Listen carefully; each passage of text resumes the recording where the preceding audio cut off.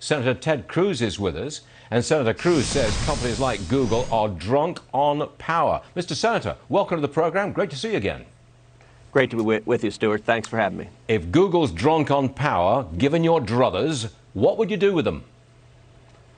Well, I'm very glad that the Department of Justice is pursuing an antitrust case against them. I think they need to be broken up. I think they are abusing their monopoly power. I think they are extracting monopoly revenues, and not only that, I think they're abusing their power to censor political speech and to silence the American people online and to manipulate elections, all of which is an abuse of monopoly power.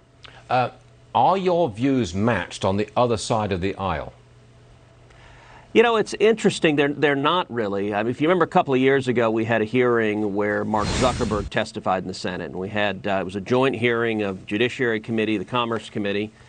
And almost every senator was critical of Facebook and Zuckerberg, which was an interesting, it should have been an interesting wake-up call for Silicon Valley. But the reasons we were critical were actually quite different. Many of the Democrats were saying to social media, in effect, how could you have let Donald Trump win? How could you have let these people speak? Yeah. Can't you do a better job shutting them up? Yeah. That's a very different, you know, we have a week ago, Twitter and Facebook both censored the New York Post. It's the first time they've gone from censoring individual American citizens to blocking a major media publication that broke the stories of evidence alleging corruption by Vice President Joe Biden. And Twitter and Facebook did not allow anyone to post it and shut down the New York Post's own feed so they can't put it out there. And that degree of attempted censorship, all of the media ought to be outraged that a couple of Silicon Valley oligarchs are asserting the power to decide what stories you can report and what stories the American people can read or listen to. That is absolutely outrageous. That's intrusive censorship. That's reaching right into your company to shut you down from inside. Okay, so you'd break them up. Let me turn to last night's debate. And I want to write a brief soundbite of President Trump. He called out Joe Biden on Hunter Biden's business deals. Just watch this, Mr. Senator. Roll it. And then we're going to have stuff is true about Russia, Ukraine, China, other countries, Iraq.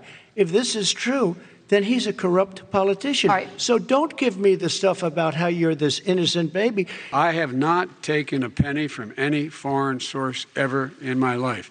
But you're the big man, I think. Your son said we have to give 10% to the big man. Joe, what's that all about? The only guy who made money from China is this guy. Mr. Senator, I don't think that Joe Biden has answered those questions. What say you? Well, he hasn't, and the allegations are, in particular, that the New York Post broke and that subsequently been reported on, is that Communist China offered him 10% of a multi-million-dollar deal that would be held by his son Hunter for him. So the way he answered the question, the allegation is that his son was holding it for his dad, but that it was going to be his dad's. And listen, I don't know if these allegations are true or not. I think most of the media is refusing to do their job and even inquire. And the real question here, the question is not Hunter Biden. By all appearances, Hunter Biden has led a troubled life. And that's one thing. The question is the Vice President of the United States. And was he personally corrupt? Was he profiting and making millions? And those questions, last night at the debate is the first time they even started to be answered, but because the media is not asking Joe Biden and he's not getting into substance. Yeah. And what does China have on a possible future American president? I mean, that hangs over everything, I think. Well, and we know Joe's public policy when he was vice president. He was one of the most China-friendly politicians in all of Washington. He went on repeatedly about, come on, man, as he said like 12 times last night. Come on, man.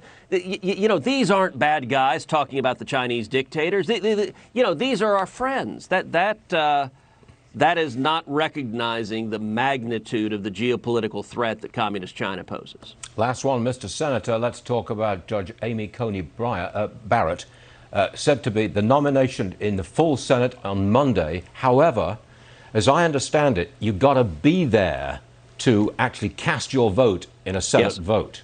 And if the Democrats boycott, as they threaten to boycott, you need 51 Republicans to be there to vote for the judge. Can you do it?